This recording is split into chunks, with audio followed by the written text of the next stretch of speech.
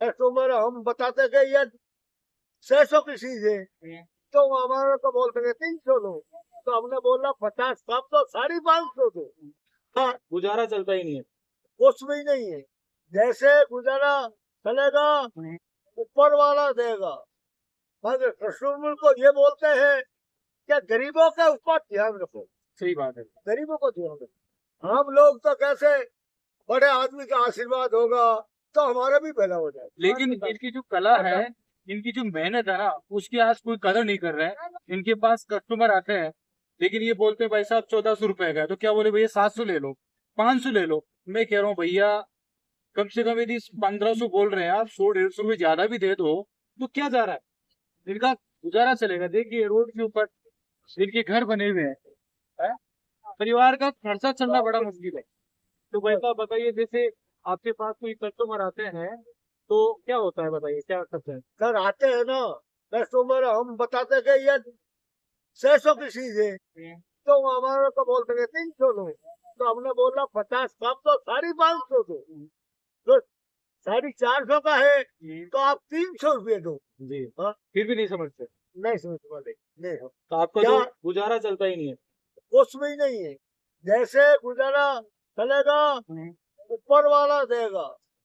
मगर कस्टमर को ये बोलते हैं कि गरीबों के ऊपर ध्यान रखो, सही बात है। गरीबों को ध्यान रखो। और मैं तो ये कहना चाहूंगा, देखो कि आप कहीं भी भाई ऐसे लोग जो हाथ से बनाते हैं, एक तो हाथ की कला वो धीरे धीरे लुप्त होती जा रही है, कलाकार लुप्त होते जा रहे हैं। ये बड़ी मेहनत करते हैं, रोड के ऊपर फुटपाथ पर पूरे बच्चे पूरा परिवार रह के ऐसी चीजें बनाते हैं, और फिर जो मदद नहीं करना है। अरे मदद की वो बात नहीं है, आप चलो किसी, ये आपके सामने भीख थोड़ी मांग रहे हैं, ये अपनी मेहनत की चीज की वो दाम ही तो मांग रहे हैं ना। फिर भी मैं आपको ये कहना चाहूंगा, देखो इन्होंने घर तक आज बनाए हैं, भाई साहब दिखा रहे हैं फोन में, इन्हें घर घर बनाए हैं, लेकिन फिर भी इन कलाकारों की कोई इज्जत नहीं है। और मैं इनके नंबर दे रहा हूँ भाई साहब के, ये आपके नंबर है ना, ये भाई साहब के नंबर दे रहा हूँ। और हम देखो बड़े बड़े लोगों का ऐड करते हैं, लेकिन इन गरीब लोगों का कोई ऐड नहीं करता है। तो मैं तो देखो एक सपोर्ट मानो मेरा, और इन भाई साहब के नंबर में दे रहा हूँ, और इन नंबर से इनके पास आइए, नंबर पर संपर्क करो, आपको हर चीज बना के दे देंगे, चाहे मुट्ठी हो, डाइनिंग टेबल हो। हाँ जैसे नहीं, आप वंदे क्या, मातरम, वो तो नंबर आपके आ जाएंगे। क्या क्या चीज बनाते हो ऐसे बताओ। सर कोई भी आइटम हम बना सकते हैं, हाँ कोई भी आइटम, छोटा हो, बोतल हो, कोई गमला हो, कुछ भी हो, जो ही बनाते, जो ही पार्टी बोलती है ना, वही आइटम हमारे पास में आ जाती है। घर भी बना देते हो आप? हाँ, यहाँ से 10 मंजिल तक भी हम बना सकते हैं। 10 मंजिल तक? मैं तो ये कहना चाह रहा हूँ, देखो यार ये बड़ी मेहनत करते हैं, इन मेहनत के हिसाब से इनको कुछ मिल जाए ना बढ़िया है, लेकिन आप इनकी मेहनत में भी क्या करते हैं कि भैया, अभी देखो मैं देख रहा हूँ घर बनाया इन्होंने, मैं दिखा दूंगा। तो कम से कम जितनी मेहनत कर रहे हैं उतना तो इनको देके जाओ, उसका भी आप आधा कम करके जा रहे हो, तभी हम आगे बढ़ेंगे। देश ऐसे आगे नहीं बढ़ेगा, देश तब बढ़ेगा जब वो करके, तभी आगे बढ़ेगा ये। तो मैं तो ये कहना चाहूंगा कि ये मेड इन इंडिया की बात करते हो आप लोग, मेड इन इंडिया की, लेकिन मेड इन इंडिया कब बनेगा जब ऐसे भाई लोगों से, पेड़ पे झोपड़ी गई है। हाँ यानी एक से बढ़ के एक चीज है। तो आप आइए, इनको सपोर्ट कीजिए, और इनकी बनी हुई चीज को आप कदर कीजिए, और इनसे पैसा कम ना करो, जितना मांगे उतना दे के जाओ यहाँ। ठीक है दोस्तों, इस वीडियो को लाइक और शेयर करें और सपोर्ट करें। स्क्रीन के ऊपर इनके मैं कॉन्टेक्ट नंबर दे रहा हूँ। ठीक है दोस्तों, बाय, जय जवान जय किसान। साथ में कोई था नहीं और मुझे ये लगा कि मैं मर जाऊंगी। नमस्कार दोस्तों, आज मैं आपको एक ऐसी संघर्ष में है और एक दुख भरी कहानी बताने जा रहा हूँ, सूरज देवी। और जब उनके दर्द को आप समझोगे तो शायद मैं कह रहा हूँ कि वो दिल को छूने वाली चीज़ होगी। यानी कभी कभी अपने जीवन में ऐसी घटनाएं घटती है जो शरीर से शुरू होती है लेकिन वो आत्मा तक पहुँचती है, यानी दिल को छूने वाली। तो नमस्कार। नमस्कार सर। तो सबसे पहले तो आप अपने बारे में बताइए। मेरा नाम सूरज देवी है, मेरे गांव का नाम जेतारण है जी। और मेरे पीहर का नाम मीरा की नगरी मेड़ता है, प्रजापत समाज से। हमने सुना है कि आप कैंसर बीमारी से पीड़ित थे और 4th स्टेप से आज बिल्कुल आप स्वस्थ हो। हाँ जी। तो इसके बारे में थोड़ा सा बताइए कि आप 4th से 1st स्टेप और आज स्वस्थ हो गए, कैसे आप इस बीमारी से जूझ के और सामने आए? एक तो अंदर से मैंने हिम्मत नहीं हारी, जब पता चला तब तो मुझे पता था कि 100% मैं मर जाऊंगी। तो डॉक्टरों ने भी मुझे यही कहा, लेकिन अंदर से मैं हिम्मत नहीं हारी।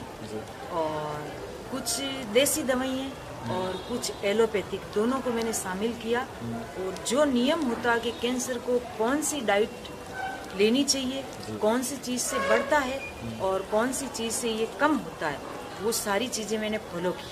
आप मुझे बताइए, जब भी आप हॉस्पिटल में गए और आपको इस बीमारी का मालूम चला, जब डॉक्टर ने आपको बताया कि आपको कैंसर है, तो उस समय आप पर क्या गुजरी? मुझ पर ये गुजरी, एक तो मेरे साथ में कोई था नहीं जी। मैं अकेली थी, कोई भी मेरे परिवार में से साथ में नहीं चलता था, मेरे पति भी नहीं चलते थे। जी। तो डॉक्टरों ने मुझे पहली बार सोनोग्राफी की और बताया, मैडम अब ऑपरेशन करवाओगी। मैंने कहा किस बात का, कि आपको मालूम नहीं है? मैंने कहा नहीं, अभी तो मुझे कोई बता ही नहीं रहा, बस गोल गोल घुमा रहे हैं, ये जांच कराओ वो कराओ, और मैं कराती जा रही हूँ। तो कहा आपके पेट में 9 mm की गांठ है। 9 mm की? जी हाँ, और वो कैंसर की है और हमें लगता है कि वो लास्ट स्टेज की है। जैसे आपने कैंसर सुना कि कैंसर है, तो उस समय तो शायद क्या पोजीशन रही? पूरा मेरा माइंड है जो घूम गया और क्षमता अंदर से थी वो सारी खत्म हो गई। और कागज वो जांचें वगैरह थी तो वो मेरे टेबल से नीचे गिर गई। मैं खुद भी जैसे ही पायदान के ऊपर मैंने पैर रखा तो वो नीचे फिसल गया, नीचे गिर गई।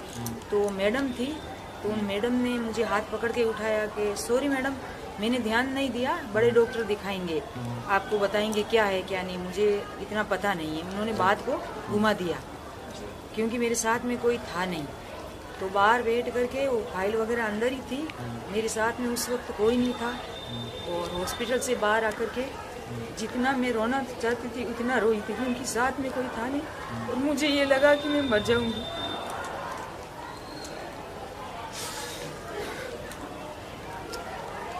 दोस्तों, इस दौर से कोई भी इंसान यदि गुजरता है ना, तो उसकी हिम्मत टूट जाती है। सबसे बड़ी बात है कि एक तो बीमारी, और दूसरी बात है कि घर वाले भी साथ नहीं दे रहे, सपोर्ट नहीं किया।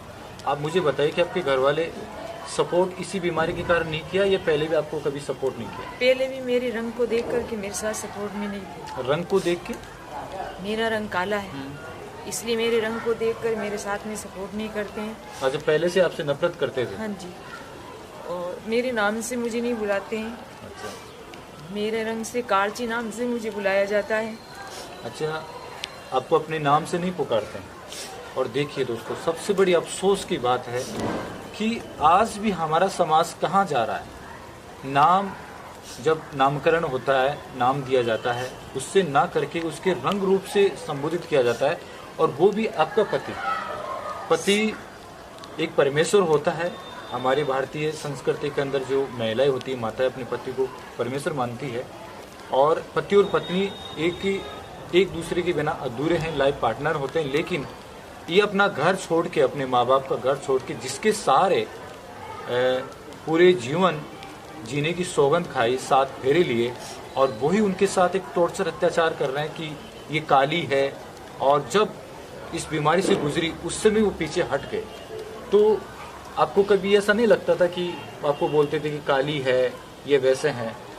लगता था ना सर, दूसरी महिलाओं को देखती थी तो ऐसा लगता था परमात्मा ने मुझे काला क्यों बनाया, थोड़ा रंग गोरा होता तो इस घर के अंदर मेरी भी मान सम्मान इज्जत होती। क्योंकि मेरे सास ससुर जी, ननंद, देवर, उनके ननदों की बच्चियां हैं, वो भी मुझे मेरे नाम से ही पुकारती है, वहाँ पर सभी को मालूम है। अच्छा, उसी काली के नाम से हाँ पुकारती जी, है? हाँ। तो कभी आपको, जैसे आपके पति है, तो कभी आपको पत्नी नहीं समझा? जी नहीं। अभी आपके कितने बच्चे हैं? 2 लड़के। अच्छा, 2 लड़के हैं। तो क्या मैं थोड़ा सा कहना चाहूँगा, आपके बीच में जो पति और पत्नी का जो रिलेशनशिप है वो कैसा रहा आपका इस दौर से? आज कितने साल की उम्र आपकी? मेरी उम्र 40 की। अच्छा, 40 साल की। तो वो कैसा रहा, बताइए। अच्छा नहीं रहा सर। हम पति पत्नी का रिश्ता कोई खास नहीं रहा।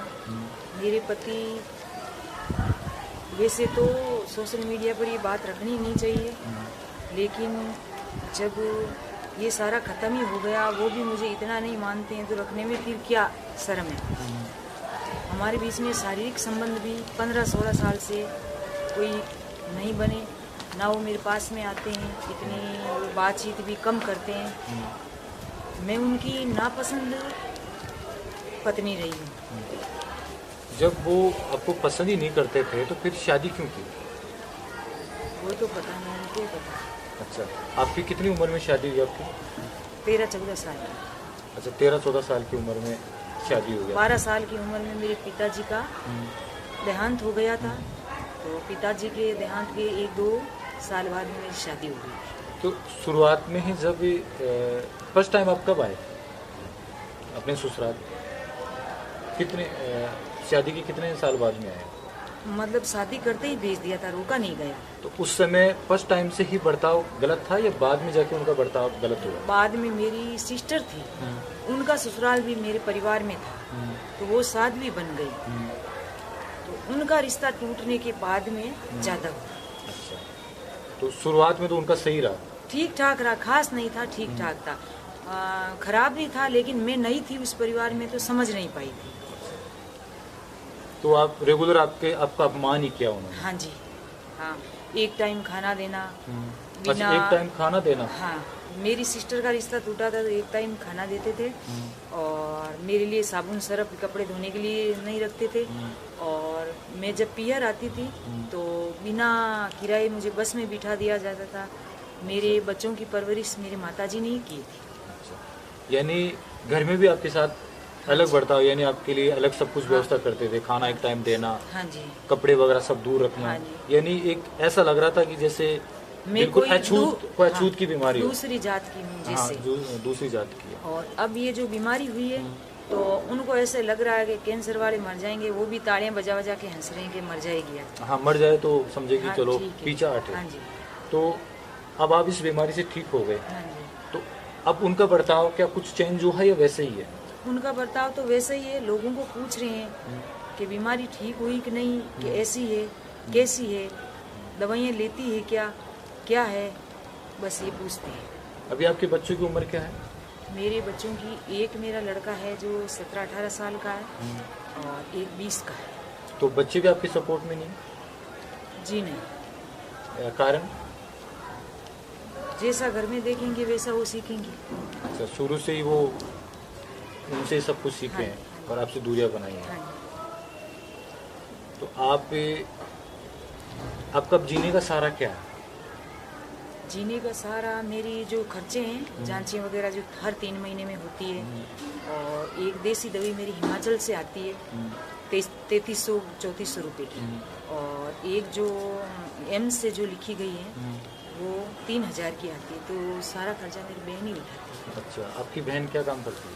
उनके लड़कियों की हॉस्टल है जोधपुर के अंदर। आपकी बहन का नाम जान सकता हूँ? किरण देवी प्रजापति। अच्छा, तो वो हॉस्टल चलाती है? हाँ, 4 भुजा गर्ल्स हॉस्टल है। तो वो आपको सपोर्ट कर रही है? हाँ जी, फुल सपोर्ट कर रही है। आप मानिए कि आपकी बहन सपोर्ट ना करती तो फिर थोड़ा सा मेंशन कीजिए कि फिर आप क्या करते? मेरा इलाज नहीं हुआ। अच्छा, इलाज नहीं होता, प्रॉपर वो आपके साथ खड़े रहे। हाँ जी। और अभी कभी कभी मन में ही आता है कि मेरी बहन कब तक मुझे सपोर्ट करेगी, तो खुद का स्वाभिमान भी कभी ऐसा सामने आता है। हाँ जी, उसके लिए क्या सोचा आपने? उसके लिए मैं पेपर मेसी और टेराकोटा के अंदर आर्टिस्ट हूँ। मुझे चाक चलाना आता है, उसके ऊपर मिट्टी के बर्तन उतारना, और पेपर मेसी जो हमारी दादी नानी 50-60 साल पहले ये बर्तन बनाया करती थी, और मुल्तानी मिट्टी से सर भी धोया करती थी। उससे मैं बहुत सुंदर सुंदर आइटम बनाती हूँ, और 25 महिलाओं का मेरे पास ग्रुप बना हुआ है। अच्छा, 25 महिलाओं का? हाँ जी, बहुत बढ़िया। अभी इस प्रेजेंट टाइम में? हाँ जी। और हमारे उधर क्षेत्र के 2-4 यूट्यूबर भी हमारे इंटरव्यू ले चुके हैं। सोशल मीडिया पे भी मेरा एक चैनल चलता है जिसका नाम सूरज हैंडवर्क है। अच्छा, सूरज हैंडवर्क। तो दोस्तों, इनका जो चैनल है सूरज हैंडवर्क, प्लीज़ सपोर्ट कीजिए, क्योंकि आपके सपोर्ट से एक उम्मीद जागेगी, और एक जो बहन इस दौर से गुजरी है उस दौर से और बहन ना गुजरे। तो आप एक समाज के लिए प्रेरणा बने हैं। तो आप जो आज इस दौर से जो कई माता और बहनें इस दौर से गुजर रही है, उनको आप क्या संदेश देना चाहोगे, क्या प्रेरणा देना चाहोगे आप? उनको मैं यही प्रेरणा देना चाहूँगी कि आप हिम्मत ना हारें। मारवाड़ी में कहावत है कि हिम्मत री कीमत है वे, और आप जहाँ भी खड़े हो वहीं से जीने की शुरुआत करें। अगर कैंसर हो तो कैंसर से हारना नहीं है, कैंसर को हराकर भगाना है। क्योंकि आप जैसा सोचोगे माइंड से वैसा ही आपके पेट में वो बीमारी आपके ऊपर हावी होगी। पेट का माइंड का कनेक्शन सीधा पेट से है, तो आप जो पॉजिटिव सोचोगे तो पॉजिटिव रिजल्ट आएगा 100%। बहुत बढ़िया। तो आप इस बीमारी को आप क्या मानते हैं और हमारा समाज इस बीमारी को किस नज़रिए से देखता है? समाज तो इसको छुआछूत की बीमारी, वायरस बीमारी मानते हैं, लेकिन कैंसर वायरस बीमारी नहीं है। टीबी वायरस है, चिकनगुनिया वायरस है और कोरोना वायरस है, डेंगू वायरस है, लेकिन कैंसर मात्र वायरस बीमारी नहीं है। ये सोच है लोगों की कि कैंसर छुआछूत की बीमारी है, एक वायरस बीमारी, बल्कि एक वायरस और बीमारी मैं नहीं है। समाज को ये प्रेरणा देना चाहूंगी कि आप दूरी ना बनाएं, उनके सपोर्ट में आएं, और जो आपको अनुभव है कि ये चीज किससे कम होती है, किससे बढ़ती है, तो वो आप साझा करें उस पेशेंट के साथ में, ताकि उसको हिम्मत मिले और जीने की एक नई दिशा मिले। तो आपने अपने डाइट में क्या चेंज किया, बता सकते हैं? हाँ जी, गेहूं की रोटी मैंने छोड़ी है। 1.5 साल हो गया मैं गेहूं की रोटी नहीं खाती हूँ। बाजरा, मोटे धान की बाजरा, जवार, जौ, मक्की, ये और शक्कर है। इस चैनल के माध्यम से कहना चाहूँगी, शक्कर के ऊपर आप बैन लगा दें। शक्कर से ये बहुत ज़्यादा बढ़ता है। और मैंने इसके अंदर जितने भी वनस्पति हैं, पेड़ पौधे, उनकी पत्तियों का जूस पिया और देसी गाय का गौमूत्र जारी रखा, और गर्म पानी के अंदर नींबू पीते हुए मुझे 1 साल हो गया। 1 साल। 1 साल हो गया। तो आपने अपनी डाइट में सब कुछ चेंज किया। हाँ जी, चेंज। और बीमारी का कारण, सबसे बड़ा कारण क्या है, आपने क्या सीखा इसमें कि जो अपने खान पान में सबसे डेंजर चीज़ क्या है कि जो बिल्कुल छोड़ना चाहिए? दूध और चीनी और गेहूं की रोटी, ये 3 चीजें आप बंद कर दो, कैंसर आपका कुछ नहीं कर सकता। तो आपने ये छोड़ा और आप इस पोजीशन में हो। हाँ जी। यानी आपने मेडिसिन के साथ साथ ये सब चीज़ हाँ, भी ये किया। भी आयुर्वेदिक को मैंने मेडिसिन से ज़्यादा चुना, क्योंकि मेरे 35 कीमोथेरेपी बताए थे। तो आप ये समझ लीजिए कि 35 में से मैंने 7 लिए। जी जी, बहुत बढ़िया। एक और है, जैसे जब थेरेपी होती है इसमें, तो इसमें बाल वगैरह सब चले जाते हैं, तो वो भी एक कि उसको भी कई बार मन में ऐसे हीन भावना होती है कि ये क्या हो गया। तो कभी ऐसा हुआ आपके सामने, या कभी ऐसा लोगों ने कुछ किया? इसका तो असर बहुत ज़्यादा हुआ मेरे ऊपर, क्योंकि लोगों को पता चला। पहला कीमोथेरेपी मेरे 16 दिन बाद में बाल उड़े थे, और उड़ने से पहले मैंने एक एनजीओ के अंदर डोनेट कर दिए थे। डॉक्टरों ने मुझे पहले बताया था कि बाल 100% उठेंगे, तो मेरे बाल बहुत लंबे थे, इतने इतने। तो मैंने उनका कहा ऐसी कोई दवा मिला दीजिए मेरे बाल ना उड़े। कि मैडम ऐसी कोई दवाई नहीं आती है, बाल 100% आपके उड़ेंगे। तो मैंने पहले ही जाकर के डोनेट कर दिए थे। बचे कुचे थे वो कीमोथेरेपी से उठ गए थे। तो लोग मतलब हालचाल पूछने के लिए कम आते थे और बाल देखने के लिए ज्यादा आते तमाशा हाँ हो गया उन कि लोगों को। फलानारी लुगई रे कैंसर हेगो, तो वीरा बिना बालारी केड़ी लागे, मतलब बिना बालों के वो कैसी हाँ, लगती कैसे है, लगे? कैसे लगती है। तो बाहर जाके कुछ लोगों ने हंसी उड़ाई, तो मैंने 1 साल तक मेरे घर आना बंद कर दिया था। मेरी बहन के पास में जोधपुर ही रही थी। तो अभी आप अपने घर जाते हो? हाँ, अब दीपावली से 1 महीना पहले मैं अपने घर आई हूँ, और जैसे ही मेरी सारी रिपोर्टें पॉजिटिव आ गई, नॉर्मल आ गई, डॉक्टरों ने कहा नॉर्मल है, आप अब जा सकते हो। तो बच्चे, पति, परिवार वाले सारे सपोर्ट में आ गए। अच्छा, आप सपोर्ट में आ गए? हाँ, अब बच्चे रोटियां बनावे कौन घरे जगह। अच्छा, ये बात यानी उसमें भी कहीं न कहीं उनकी लालच है, हाँ बल्कि वैसे तो मान नहीं रहे हैं, लेकिन ये चलो ठीक होगी तो हमारे को खाना बना के दे देगी। हाँ जी। यानी सोचिए, देखो क्या सोच हो गई इंसान की, यानी एक नौकर बना के रखने की चाहत है। और दोस्तों, जब आपने ये पूरी कहानी सुनी है, दर्द भरी कहानी, इससे एक चीज़ निकल के आ रही कि इंसान को कभी हिम्मत नहीं हारनी चाहिए। लेकिन बीमारियां देखो शरीर में आती और जाती है। इंसान कब टूटता है?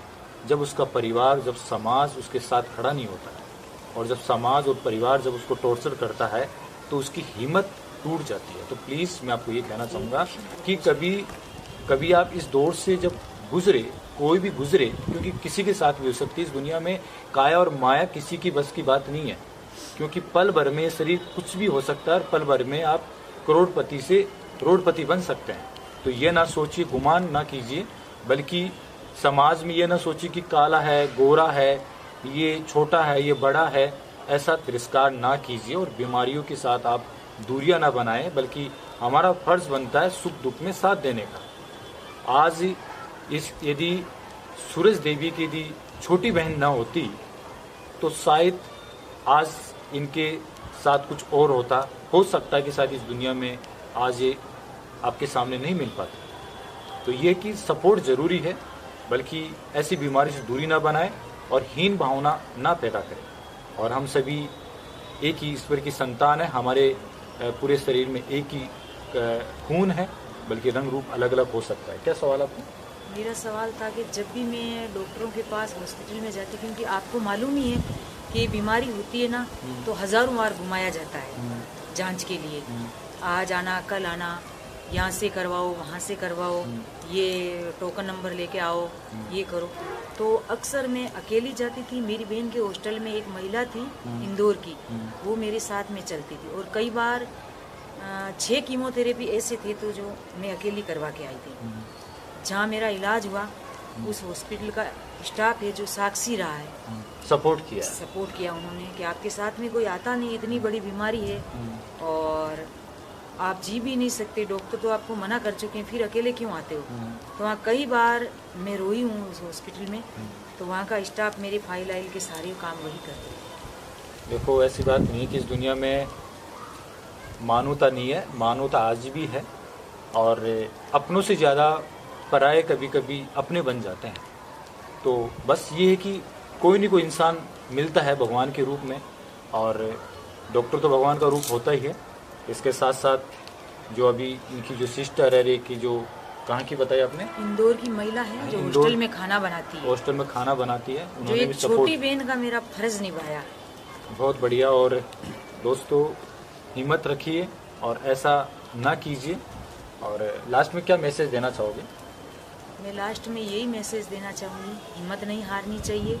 और समाज के लिए मैं समाज वालों को ये कहना चाहूँगी और मेरे खुद के परिवार वालों को कि कैंसर हो या कोई भी बीमारी हो उससे दूरी ना बनाएं, उसका सपोर्ट करें, उनके साथ में खड़े रहें। ये तो मेरे थी और आप में से किसी और के हो जाती, आपका साथ छोड़ता तो आप पर क्या गुजरती। बहुत बढ़िया, सही बात है। तो दोस्तों, ये थी सूरज देवी, इनका जो एक हैंडीक्राफ्ट का काम है, उनमें आप सपोर्ट कीजिए ताकि इनको आगे बढ़ने का मौका मिले और एक जो माता और बहनों के लिए एक प्रेरणादायक साबित हो। और इस वीडियो को लाइक और शेयर करें। फिर एक नई स्टोरी के साथ, एक दिल को छूने वाली जो डिफरेंस, जो समाज के लिए एक प्रेरणादायक कहानी होगी। तब तक के लिए नमस्कार, जय हिंद।